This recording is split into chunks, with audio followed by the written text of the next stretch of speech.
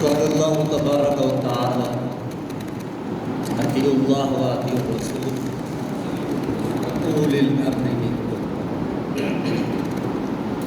صدق اللہ العظیم۔ عزیز طلباء، آج اس ہستی کے لیے اور جن کی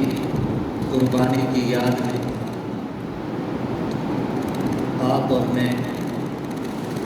یہاں پہ جمع ہیں، ان کی قربانی کا مقصد کیا تھا اور کیوں انہوں نے یہ قربانی پیش کی؟ کون سا نظام اس وقت غالب آ رہا تھا جس کو روکنے کے لیے حضرت حسین نواسہ رسول صلی اللہ علیہ وآلہ وسلم اپنے اہل و عیال کے ساتھ قربانی پیش کی؟ آپ نے یقیناً بہت ہی مطالعہ کر کے اپنی تقاریر یاد کر رکھی اور بہت مطالعہ کیا ہوگا، لیکن ان تقریر کو بھی اپنے پیش نظر رکھیں، لیکن اس کے ساتھ اس بات پر بھی غور کریں کہ اسلام کا سیاسی نظام کیا تھا جس کے لیے حضرت حسین رضی اللہ تعالیٰ عنہ نے اپنے اہل و عیال کے ساتھ قربانی پیش کی۔ اسلام کا نظام صرف یہ نہیں ہے کہ آپ پنجگانہ نماز ادا کریں، رمضان کے روزے رکھیں اور اپنے مال میں سے زکوٰۃ ادا کریں اور صاحب استطاعت ہوں تو حج کریں۔ اس کے ساتھ ساتھ اس بنیاد کو قائم رکھنے کے لیے جس چیز کی ضرورت ہے وہ ہے حکومت کا نظام، خلافت کا نظام، جس کو قائم کرنے کے لیے حضرت حسین رضی اللہ تعالیٰ عنہ اپنی جان اللہ کے حضور پیش کر اور جس کے ساتھ حضرت زبیر رضی اللہ تعالیٰ عنہ نے اس مقصد میں یاد پیش کی۔ آپ صحابی رسول تھے۔ یہ نظام کیا تھا؟ یہ نظام ایسا نظام تھا کہ ایک دفعہ حضرت ابوبکر رضی اللہ تعالیٰ عنہ کو ان کی اہلیہ محترمہ نے کہا کہ آپ خلیفہ ہیں اور آپ گھر میں بیت المال میں سے تھوڑے سے پیسے لیں جس سے ہمارے گھر کے اندر کچھ شیرینی اور کچھ میٹھا تیار ہو سکے۔ تو حضرت ابوبکر رضی اللہ تعالیٰ عنہ نے کہا کہ بیت المال اس میں ہی نہیں ہے کہ اس سے گھر کے اندر شیرینی پکائی جا سکے۔ تو وہ پاک باز تابعدار رہنے یا خاموش ہو گئے اور انہوں نے ان کی تنخواہ سے جو رقم گھر سے اندر آتی تھی اس میں سے تھوڑے تھوڑے پیسے رکھے اور کچھ عرصے بعد حضرت ابوبکر رضی اللہ تعالیٰ عنہ کو دیے کہ وہ جا کر فلاں چیز لائے جس کے ذریعے ہمارے گھر کے اندر وہ شیرینی تیار ہو سکے۔ حضرت ابوبکر رضی اللہ تعالیٰ عنہ نے وہ رقم اپنی اہلیہ سے لی اور جا کر کے بیت المال کے اندر جمع کروائی اور کہا کہ یہ اضافی رقم آئندہ اتنی ہی تنخواہ کم کر دی جائے تاکہ ہمارے گھر کے اندر شیرینی نہ بنے۔ اور اسی طرح حضرت عمر رضی اللہ تعالیٰ عنہ کے بارے میں آتا ہے کہ کہ آپ کو آپ کے ساتھیوں نے کہا کہ اگر آپ کا گزارا اس تنخواہ کے اندر نہیں ہوتا جو آپ بیت المال سے لیتی ہیں تو آپ اپنی تنخواہ کے اندر اضافہ کریں اور شورا آپ کو اجازت دیتی ہے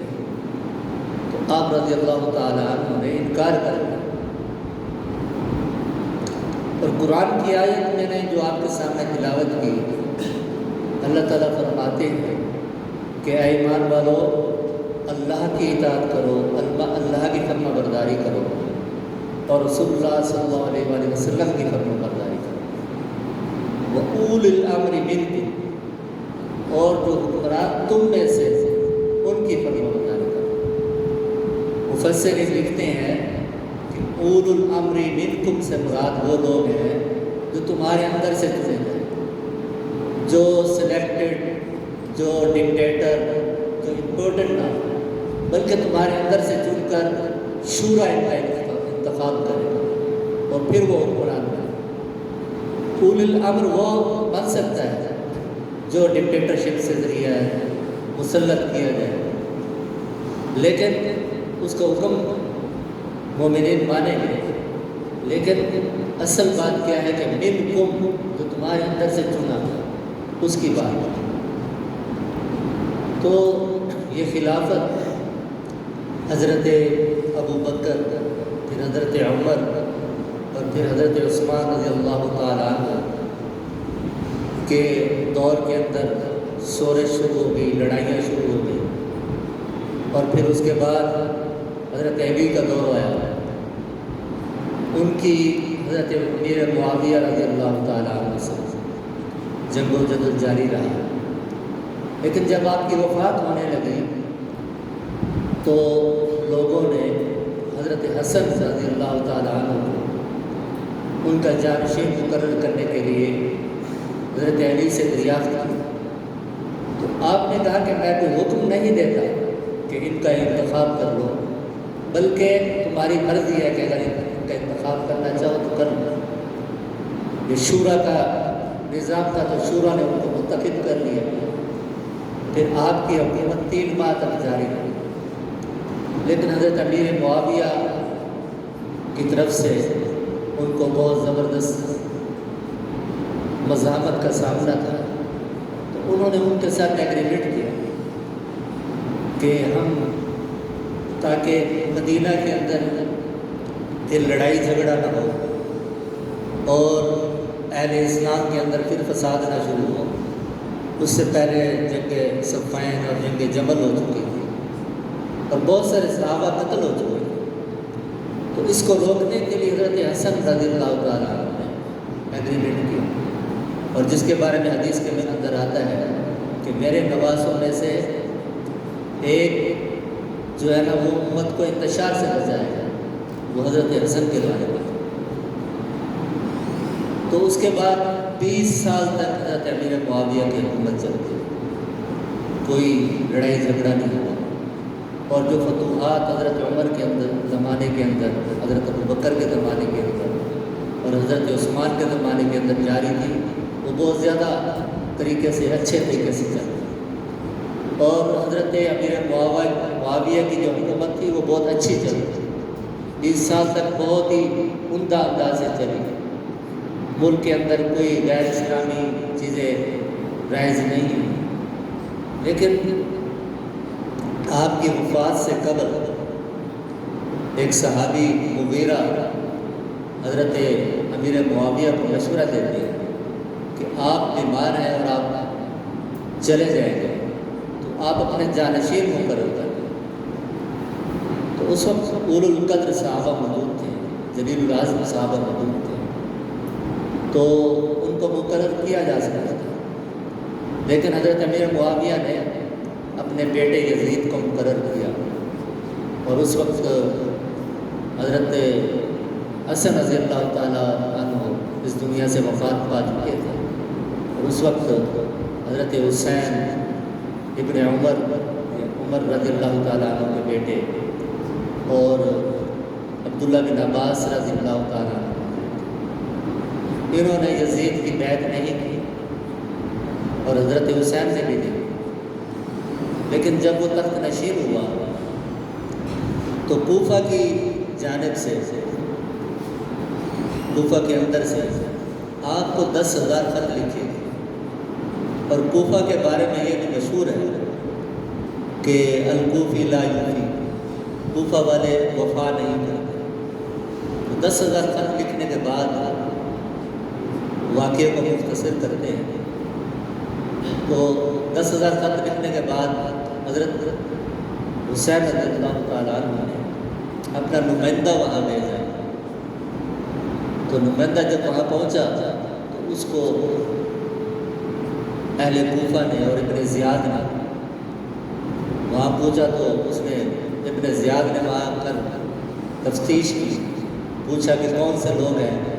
جو حضرت حسین رضی اللہ تعالیٰ عنہ کی بیعت کرنا چاہتے ہیں، ان کو خلیفہ بنانا چاہتے ہیں۔ تو کوفیوں نے انکار کر دیا کیونکہ ان کو قتل کر دیتا ابن زیاد۔ تو اس نے پھر جو حضرت حسین رضی اللہ تعالیٰ عنہ کا نمائندہ تھا اس کو بھی قتل کر دیا۔ تو قتل کرنے سے پہلے اس کو اتنا ٹائم مل گیا کہ اس نے حضرت حسین رضی اللہ تعالیٰ عنہ کو خط لکھا کہ آپ آئیں، حالات تبدیل ہو چکے۔ تو خط وہاں پہنچا، لیکن حضرت زبیر جو حضرت حسین رضی اللہ تعالیٰ عنہ کے ساتھ تھے، وہ جو نمائندہ تھا ان کا نام مجھے بھول گیا، تو وہ حضرت زبیر کا چچا زاد بھائی تھا۔ تو جب ان تک یہ بات پہنچی کہ وہ قتل ہو گئے، تو انہوں نے کہا کہ ہم اب اس کا بدلہ لیں، انہوں نے ان کو قتل کیا۔ تو یوں پھر حضرت حسین کوفہ کے اندر پہنچے، اور پھر یزیدیوں کے سامنے ایک طویل بات چیت ہوئی۔ اس کے اندر حضرت حسین رضی اللہ تعالیٰ عنہ نے تین باتیں رکھی کہ ایک تو تم درمیان کے اندر نہ ہو، مجھے یزید کے پاس لے چلو، میں اس سے بات کر رہا ہوں۔ دوسرا، اگر اس کے پاس نہیں جانے دیتے تو ہمیں سرحد کے اوپر جانے دیں، ہم وہاں جہاد کریں گے اور اس سلطنت کی توسیع کریں گے، اور اگر اللہ نے موقع دیا تو وہیں شہید ہو جائیں گے۔ اور تیسری بات یہ ہے کہ ہمیں واپس جانے دیا۔ تو کوفی جو لوگ تھے ان کو ڈر تھا کہ اگر ہم نے ان کو یزید کے پاس جانے دیا تو یہ جو خط ہم نے 10,000 لکھے یا تو ان کے سامنے پیش کر دیا تو پھر ہماری شامت آ جائے، اور واپس جانے دیتے ہیں تو پھر بھی کسی طریقے سے بات آ جائے، اور سرحد پر بھی نہیں جانے دیتے۔ اس وجہ سے وہ جنگ چھڑ گئی۔ تو عزیز طلباء، آج جو محفل جس تنظیم نے سجائی ہے وہ آپ کی بھی تربیت اسی نہج میں کرنا چاہتا ہے کہ شورا کا نظام، اجلاس، یہ سارا معاملات، یہ سارا معاملہ اس کو سکھانے کے لیے، تو اس کے ساتھ جڑے، اس نظام کے غلبے کے لیے، اور حضرت حسین نے جس مقصد کے لیے شہادت پیش کی اس کے لیے ہم کھڑے ہو جائیں۔